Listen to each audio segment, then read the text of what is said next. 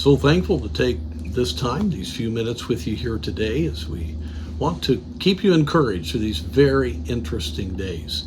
Today I would like to look at the passage that is very familiar to us if you know prophecy, and that is the 70 weeks prophecy found in Daniel chapter 9. There we have the whole just laying out of the timeline of what God was doing with Israel, and that's where we get the final 7 years of tribulation. And it's so helpful, and we can see that Christ came exactly when this was prophesied, and Jesus Christ is going to come again at the end of the tribulation, just like it was prophesied.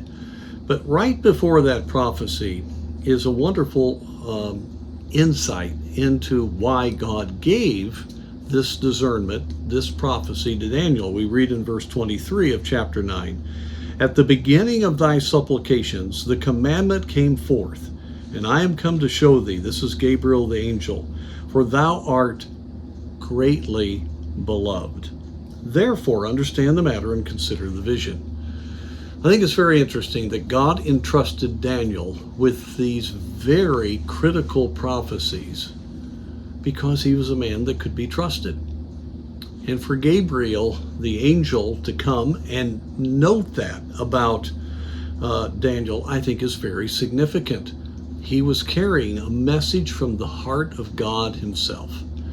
And Daniel, you are greatly beloved. I'm here in answer to your prayer. Daniel in chapter 9 prays. He's praying for the 70 years to be fulfilled and for the Jerusalem to be restored based upon the prophecy of Jeremiah in chapter 29. But God gives him the whole story here. He was a trusted man.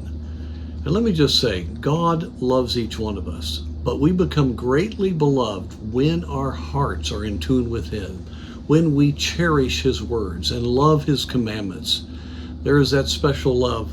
John the Apostle was the disciple that Jesus loved. Why? Because he chose to be close to the Lord. And it's interesting, John had the prophecies given to him in the book of Revelation. And here Daniel did also. And so in these very interesting days, and as we're looking at truth, the closer you are to Christ, the more you're going to understand and have a balance and have rest in your soul, and you'll stay encouraged. If you're really not walking with God, then this will be more like facts and very interesting details, but there won't be that comfort, there won't be that encouragement. So I want to encourage you, and I want to encourage myself to be like Daniel, to be like John, to be the disciple that Jesus loved, to be greatly beloved. God does respond to us. We have a real relationship, and it makes all the difference on how we view things. So may God enable us to draw nigh to God, and he will draw nigh to us.